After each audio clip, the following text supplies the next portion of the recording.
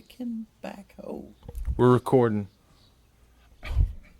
That's okay. Go ahead and talk about that. They had a backhoe cut these walls out? Yeah.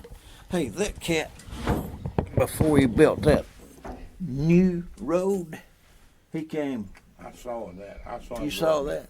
Did you see him back at little Ford Ranger, 2-wheel drive Ford Ranger? He backed that sucker down that hill all the way to the water. Jeez. No way, buddy, no way. Well, he's the one that had that. Yeah, he's done it himself. Yeah. He's a plumber, I think. Yeah, because one of the guys down the way there knows him. The guy's a electrical contractor, and he knows this guy. So they've been out on jobs together a good bit. Well, how did they get from that house down to here? From that house, Yeah. he walked right down that blank. That's the only way to do it. And he's not a young man either. He's mine and your age if he's not a little older. Go ahead. I call him back. So, did any of the brothers? There were several that were in the military. Did any fight in a war or sent off to? No. Alton was a mechanic for crash boats, I think he called them. Crash boats. Crash boats. I think it was primarily the base commander's own private vessel, that kind of thing. And he was a mechanic for the Navy with those. And then he was stationed in Pensacola. We got to go down and play on the beach a little bit while they were there. Then Harold, the next one was an engineer. An accountant. We fished together. Harold and I fished together a good little bit back through the years. We were probably spent more time together than I did with my other brothers, simply because we married sisters, and sisters are normally closer than brothers. Those sisters today, they all live in the area. There are 4 of them, and they'll get on the telephone with their conference calls, and they'll talk for an hour and a half, 2 hours every morning during the week, and back and forth during the day. And sometimes they'll have another conference call at night. But I'm glad to get along that well. I just, I'd like to use the phone occasionally, but other than that, Uncle Alton, did he worked for NASA for a bit, didn't he? Well, when he was at Hayes, it was Hayes Aircraft, and they were involved with a space program, and he did some designs. I think he actually designed the umbilical swing arm for the spacecraft itself.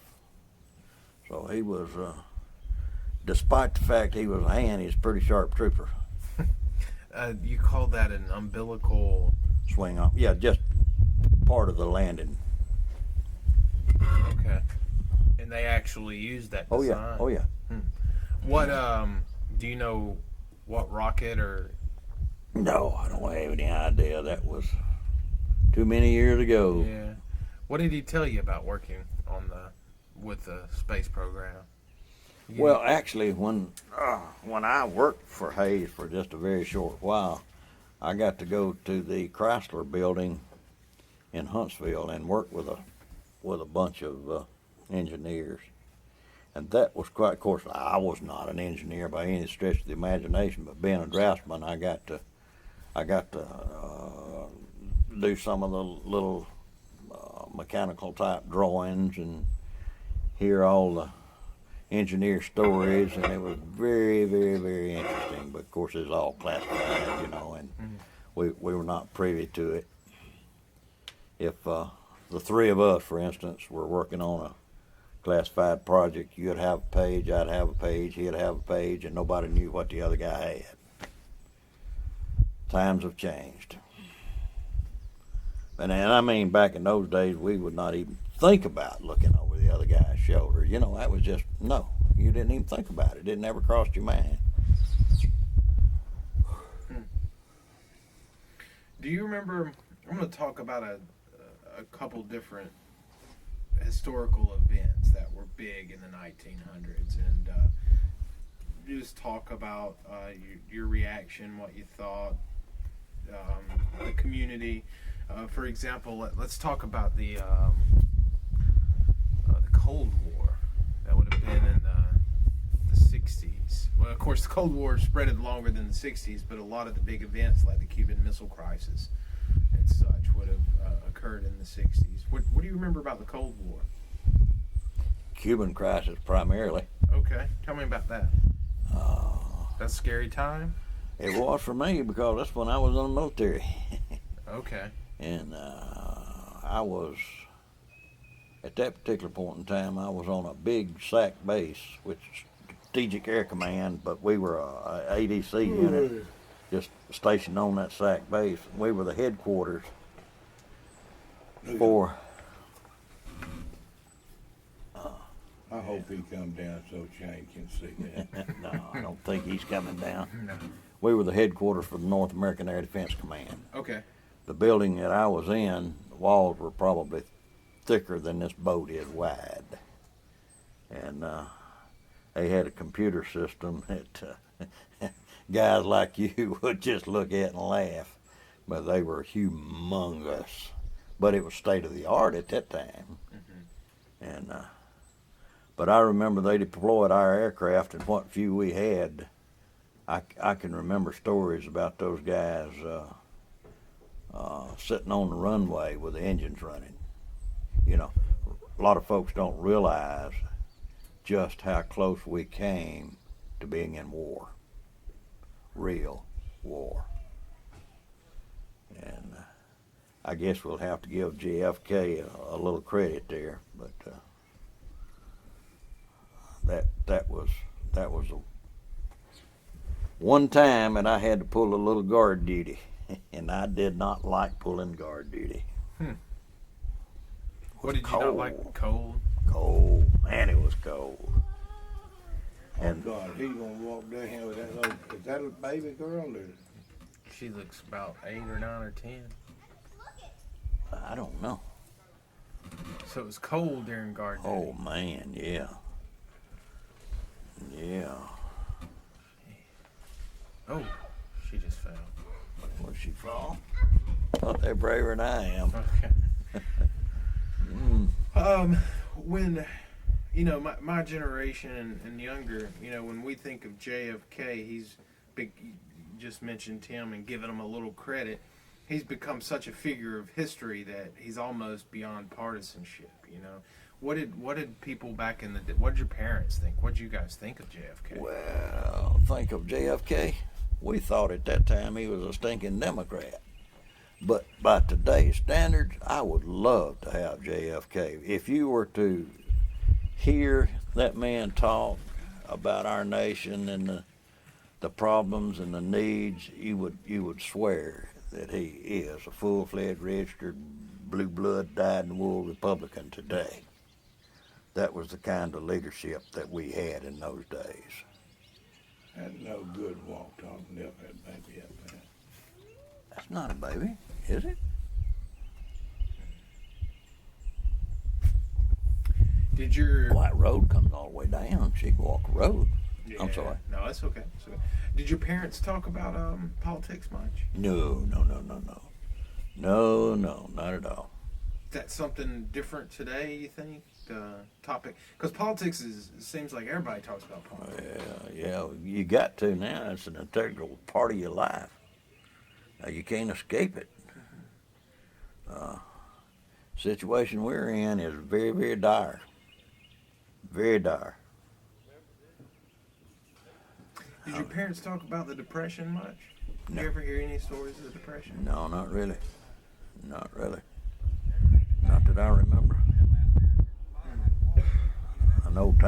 tough.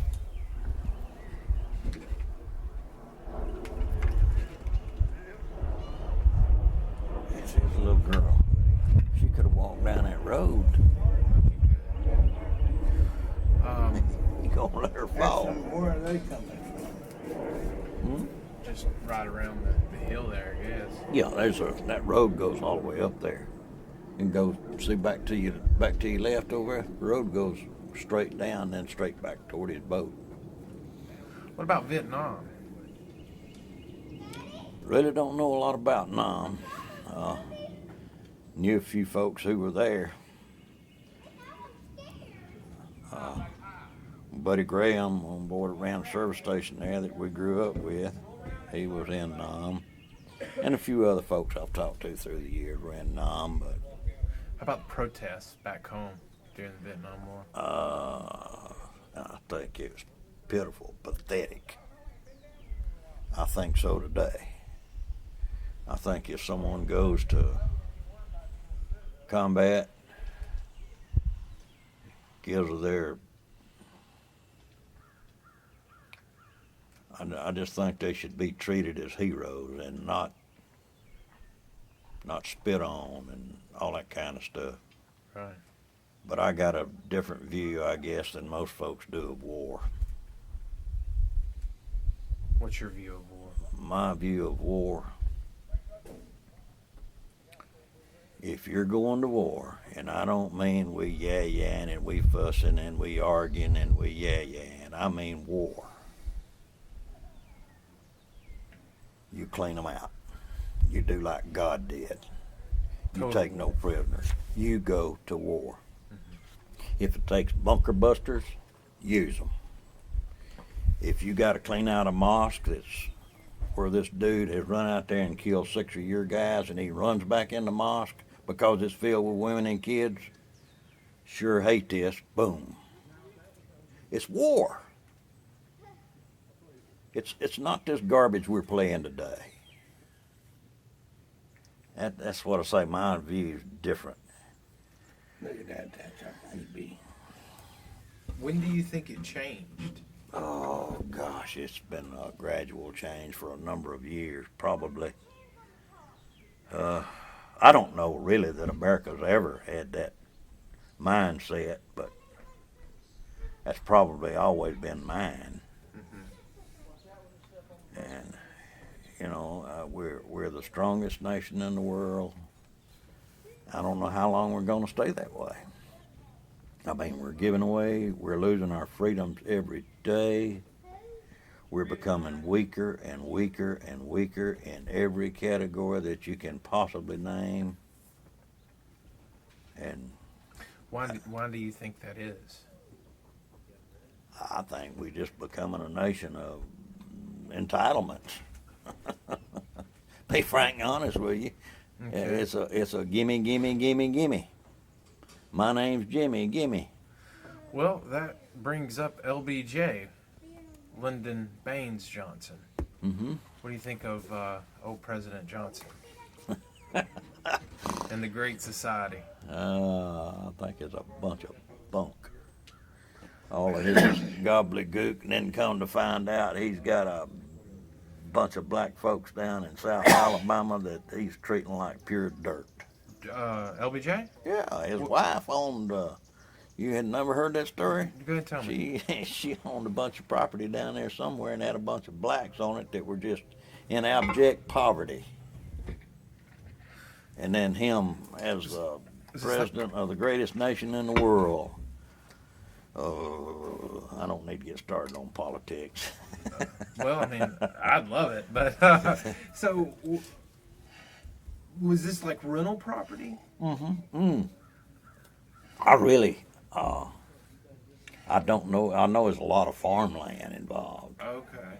A lot of farmland, and I don't know if they raise cotton or corn or peas, potatoes. I really don't know. Just like sharecropping, maybe? Sharecropping type thing, and you know, he was the black folks' salvation, and come to find out that his darling bride has all those folks living in abject poverty, treated like pure dirt. That's like the folks in Washington. teased us because I was from Alabama and, oh, you don't like black people. You don't like, but they treated those migrant farm workers up there worse than a black's ever been treated in Alabama When was this? back in the 60s. Back in the 60s when you were in Washington? Hmm. Um, I saw that with my own eyes. Those people living in cardboard houses. And I'm not talking about men, able-bodied men, young age. I'm talking about women, kids, the whole family. they were migrant workers. Migrant farm workers up there, they'd come and go with the crops. Where, where were they from? Do you know? I assume Mexico. Yeah. Okay. Yeah. Latino, Hispanic. They just come up there to pick the crops, and when the growing season was over, they'd go back from whence they came. Did you ever talk to any of them? No. Okay. No. You couldn't understand them. I couldn't. I'm going to keep moving through some talking points like this, but you mentioned, and I do, with my historical studies, I focus on race. But so I'm definitely interested in the civil rights movement, and even before the civil rights movement, during the era of segregation and Jim Crow. Your thoughts on that? What you observed? I'm interested in what you've seen, not just trying to get you to say something. So, I mean, if you saw examples of mistreatment, or if you, like we were discussing earlier, I mean, there were, decent whites that were very good to. Oh, man, hey, when your dad and I were kids, grew up in the big city of Lipscomb, you could walk the street at night, any time, day or night, without a problem of any nature. If you met a black man, you didn't have to worry about it. He wasn't going to bother you. You weren't going to bother. We were not raised to hate people Right. of any color. Our parents did not raise us to hate black folks. Now, we did, and occasionally still do, use the N-word. It's just ingrained. But as far as hating people, no. You said if you met a black person, so this would have been in the era If of you walk in the segregation? streets at night, Yeah. I'm talking about if you just can't sleep, you got a bad headache, whatever, you're out there walking the streets. You don't dare do that today. I mean, you go to the mailbox, you better take your gun, lock your door, wherever you live now. Mm-hmm. But we didn't have to worry about that in those days. What changed? How did? Was it the civil rights movement itself, or? Just people. People change. I mean, and it's not just whites who've changed. Blacks have. To me, blacks are far more prejudiced than whites. Okay. From what I've seen, and I've worked for a lot of black folks. Some of them good, some of them not so good. But I really and truly and honestly think that most black people are far more prejudiced than whites. Can you explain black prejudice against whites? They just don't like white people, period. How have you seen that? What do they do? What do they say? Hey, I've had potential customers when, I do community development work for the city of Bestburn and Jefferson County, and I've had black potential customers tell me they do not want a white working on their house. And if it were a white telling the man we don't want a black working on their house, that would be stopped right there, dead in its tracks. But if it's a black saying we don't want a white, okay, no problem. And that's just one small example. Just black folks just don't like white folks. Okay. But you're not prejudiced. No, I hate them all alike.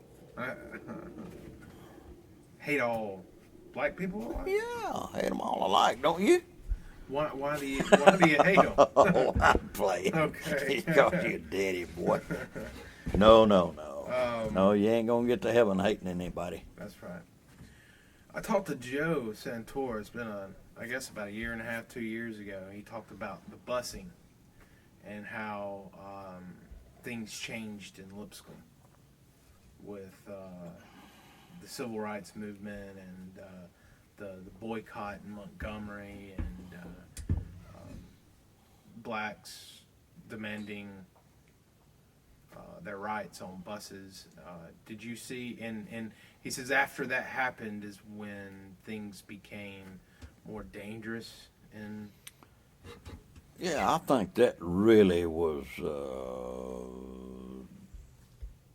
most noticeable beginning of it, really, to me. It just,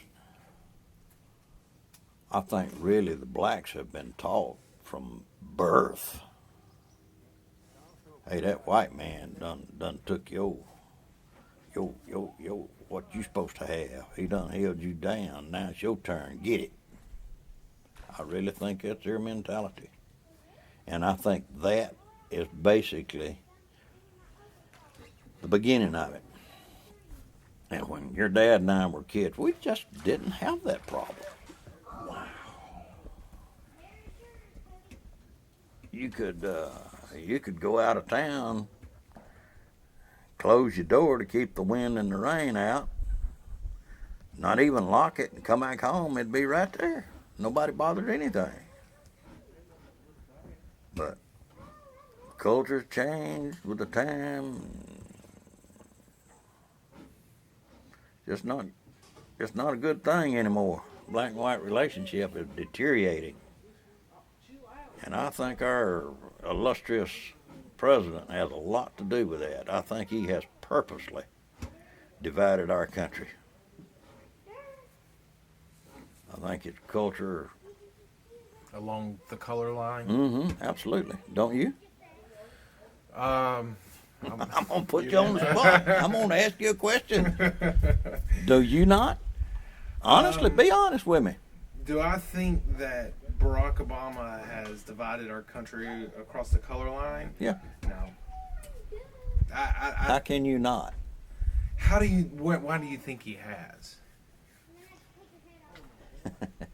What has he Because done? he has given the blacks any and everything that they have asked for. Is that what? He just pulled one up about that long. Is that Shad or? Probably, I don't know. Maybe a little old shad. Is black anti-white racism that you were talking about a minute ago? Yeah. Are they justified at all in their anti-white racist thoughts, prejudice thoughts? No more than we are now. No more than we are. Okay. I mean, they got a beef, but I think we got a beef. What's the white beef? Hey, I've gone to Jack's and had them. I'd stand in line behind 5 or 6 people and get my turn, and they'd take a black out of another line in front of me. Okay. And if the blacks were treated that way, now I didn't see all this stuff that they're talking about happen during the time when I was a kid. I didn't see it. Like during Jim Crow, during segregation? Yeah, I mean, hey, I hear all this stuff, and if it were going on around me, I did not know it, didn't see it. I'm not saying that it wasn't. I'm sure there's some black folks that got mistreated, but for the most part, it was not nearly what they are trying to make you believe it was. Did you ever see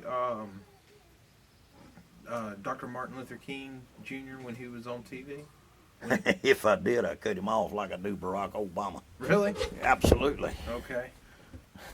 Have you ever listened to the entire I Have a Dream speech? No, sir, and will not. Do you know any white people who have listened to that entire? Not to my knowledge. I haven't discussed it with them. Okay. Did you happen to see any, during the Civil Rights Movement, did you see any protests from blacks? Did you see, like the sitting at the counter, or did you see any marches, or? Oh, yeah, I saw some marches. Okay. Where'd Small you see 'em? ones, not, Right. but nothing elaborate, no.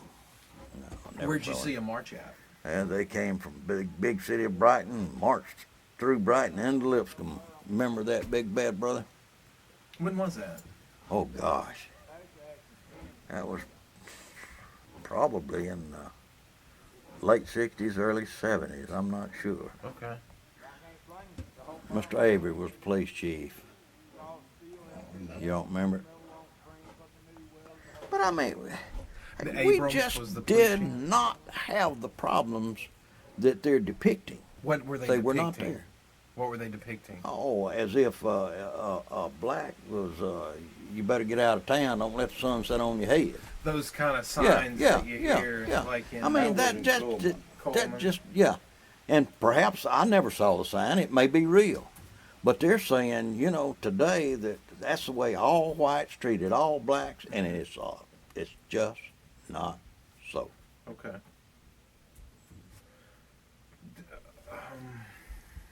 The police chief that you said in the late '60s was Abrams. Avery, Avery, Avery, Mm-hmm. and was that of Brighton or Lipscomb? Lipscomb. Lipscomb.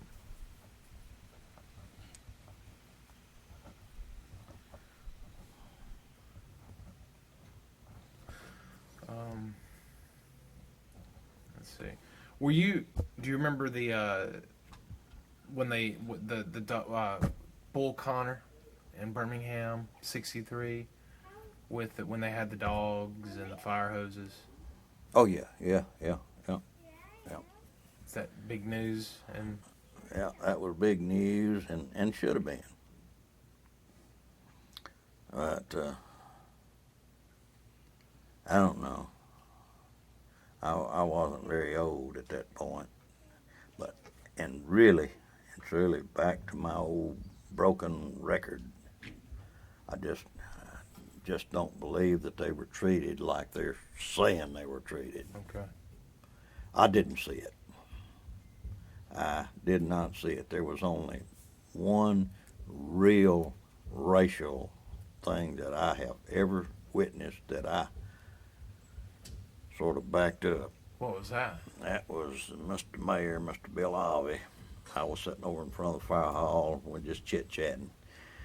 A young black boy came up who was home on leave from the Army, and he stopped and he got him a chair and sat down there to talk to the mayor, and the mayor made him move his chair back behind him.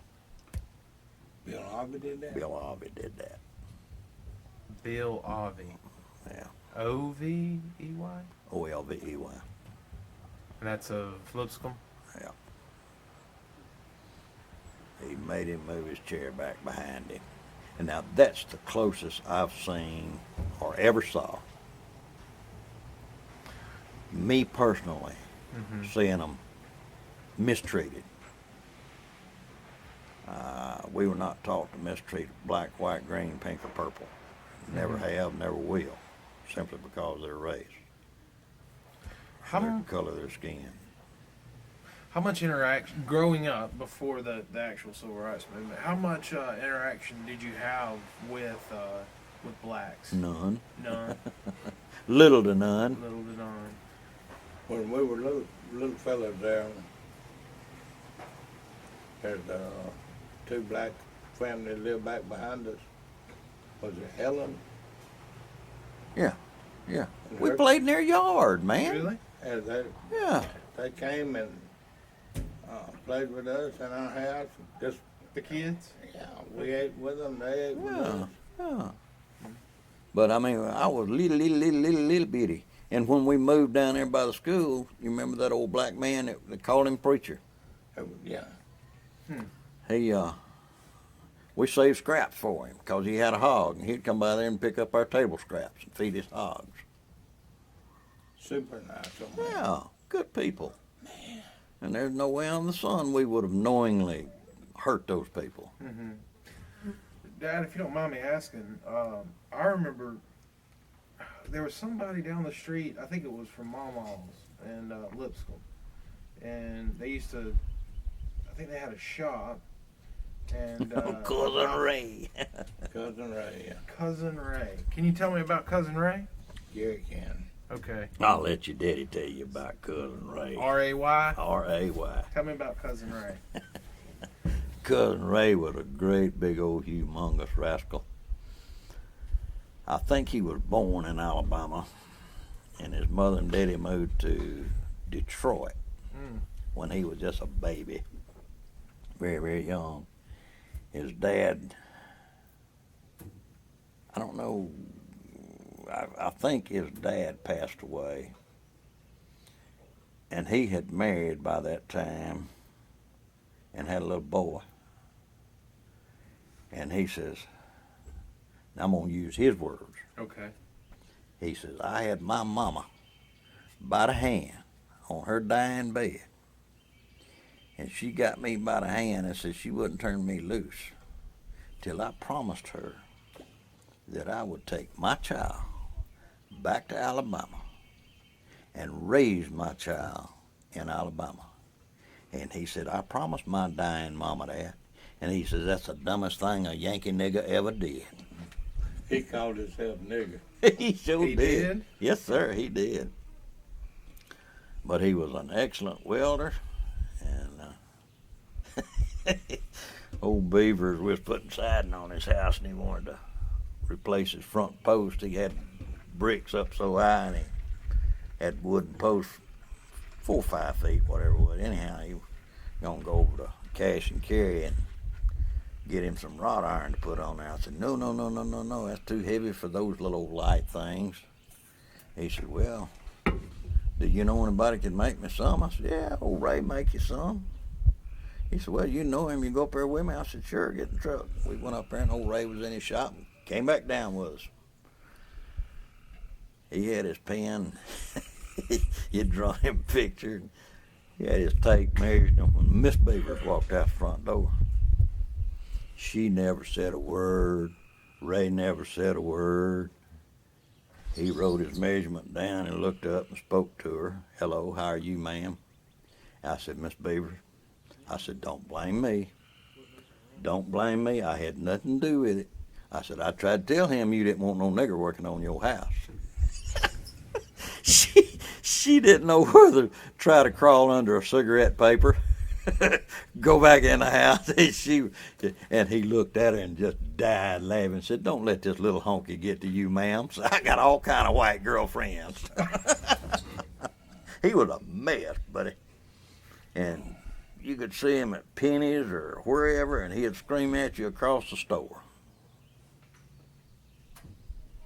But I guess he's dead now. I hadn't seen him in years. I think he's gone. Well, you know that shop he had down there, I went in there with him one time, and he just had a bolt with a nut on it. I said, where'd you lock? He nigger around here no better than fooling with me. I got Jesus. And Jesus was a big old shotgun. Okay. Hey, nigga, don't fool with this nigga. He did me that way one day. He said, have you seen Jesus? I said, no, I haven't personally seen him. Well, come here. Walks in there and shows me that gun.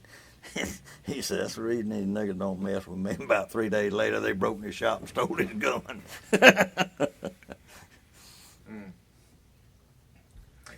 Slick Rogers, you remember him? Yeah, I remember old Slick.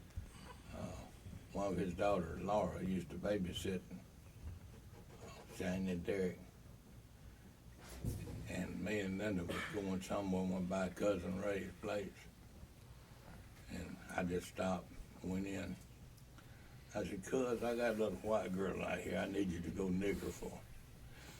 He cut a slice of watermelon and went out there. And had that little girl scared to death. He said, honey, come on, eat this nigger style. Have a seed spitting contest. Seed spin contest. Yeah. I don't mean to be ugly, but I'm on. You running out of time? Yeah, Okay. Friday was Chuck's birthday, Okay. and we're going out to eat to celebrate his birthday because old Brett Obama? working. No, Obama got nothing to do with my son's birthday. Okay. Slick He Rogers. don't know. He don't know what the.